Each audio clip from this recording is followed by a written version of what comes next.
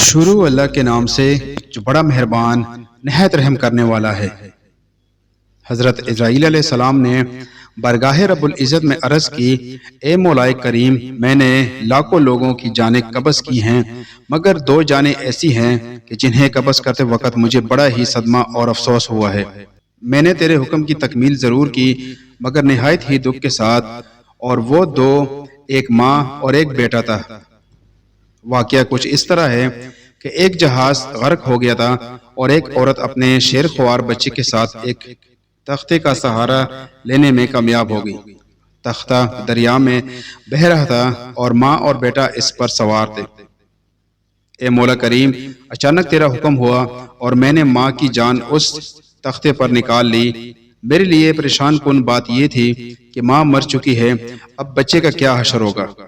بچہ ایک ٹوٹے ہوئے تختے پر سوار ہے اور تختہ پانی کی لہروں پر چل رہا ہے جو کسی بھی وقت کسی تیز لہر کی زد میں آ کر الٹ سکتا ہے۔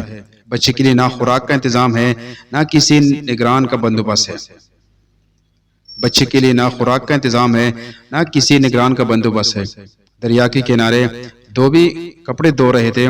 اچانک کسی کی اس بچے پر نظر پڑی تو تختے کو کھینچ کر بڑے حیران ہوئے کہ ماں مر چکی ہے، بچہ بے یار و مددگار تختے پر زندہ سلامت موجود ہے۔ وہ لوگ اس بچے کو اپنے سردار کے پاس لے گئے۔ سردار بیچارہ بے اولاد تھا۔ سردار خوبصورت بچہ دیکھ کر اس پر اس کا دل آ گیا اور سردار نے بچے کو اپنی نگرانی میں لے کر اسے اپنا بیٹا بنا لیا۔ یہ بچہ 8-9 سال کی عمر کا تھا کہ اپنے ساتھی بچوں کے ساتھ کھیل رہا تھا۔ اتنے میں بادشاہ وقت کی سواری کی آمد کا شور اٹھا۔ سب لوگ ادھر ادھر بھاگ گئے مگر یہ بچہ سڑک پر اکیلا کھڑا رہا۔ بادشاہ کی سواری گزر گئی، اس کے پیچھے اس کا عملہ پیدل آ رہا تھا۔ ان میں سے ایک سپاہی کو راستے میں سے سرمے کی ایک پڑیا مل گئی۔ اتفاق سے اس بچی کی نظر بہت کمزور تھی اور سرما کی اسے بہت ضرورت بھی تھی، لہٰذا اس نے وہ سرما بحفاظت اپنے پاس رکھ لیا۔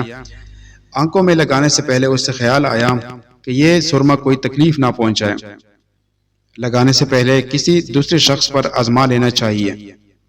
قریب ہی وہ بچہ کھڑا تھا، اس نے اس بچے پر آزمانا چاہا۔ بچے نے سرما اپنی آنکھوں میں لگایا مگر جو ہی سرما اس نے لگایا اسے زمین کی تہہ میں موجود چیزیں بھی نظر آنے لگی۔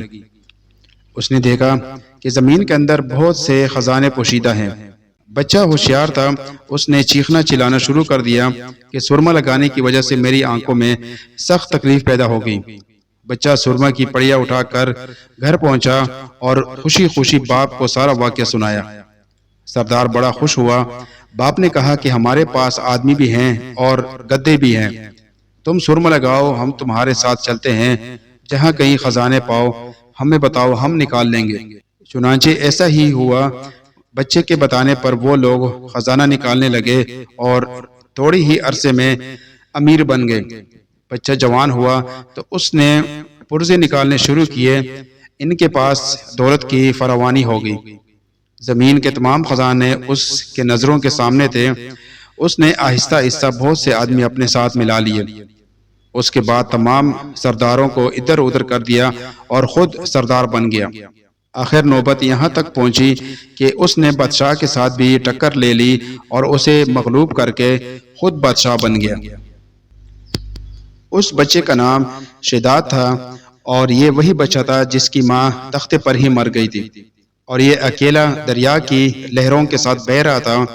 کہتے ہیں کہ جب یہ برسر اقتدار آیا تو اس نے حکم دیا کہ ایک ایسا کمال درجے کا شہر آباد کیا جائے جس کی ایک اینٹ سونے کی ہو اور دوسری چاندی کی ہو۔ اس میں ایک عالیشان باغ ہو جس میں دنیا کی ہر چیز میسر ہو۔ جب وہ شہر ہر لحاظ سے مکمل ہو گیا تو شداد نے ارادہ کیا کہ جا کر اس شہر کا نظارہ کیا جائے۔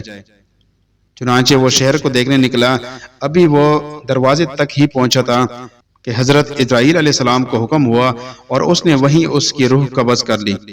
اسے اتنا موقع بھی نہ دیا گیا کہ اپنے بے مثال باغ کو دیکھ سکے۔ ملک الموت نے کہا کہ اے مولا کریم، اس شخص کی روح قبض کرتے وقت بھی مجھے نہایت ہی صدمہ پہنچا کہ وہ شخص ہر چیز تیار کر کے اسے دیکھ بھی نہ سکا۔ اللہ تعالیٰ نے فرمایا، یہ وہی بچہ ہے جس کی ماں تختے پر مر گئی تھی اور اس پر تجھے ترس آیا تھا۔ اس بچے نے بڑے ہو کر نافرمانی کی، خدا کے حکم سے بغاوت کی اور سرکشی اختیار کی، مگر ہم نے اس سے خود ساختہ جنت میں قدم رکھنے کی مہلت بھی نہ دی اور اسے باہر ہی ہلاک کر دیا۔ اسی جنت کے بارے میں مشہور ہے کہ وہ دنیا میں موجود ہے مگر انسان کی نظروں سے اوجھل ہے۔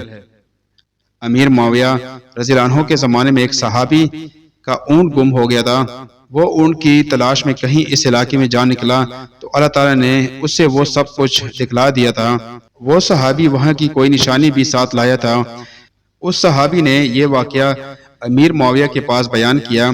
انہوں نے کافی تلاش کیا مگر وہ جنت نہیں ملی اور اسے اللہ تعالیٰ نے پوشیدہ کر دیا۔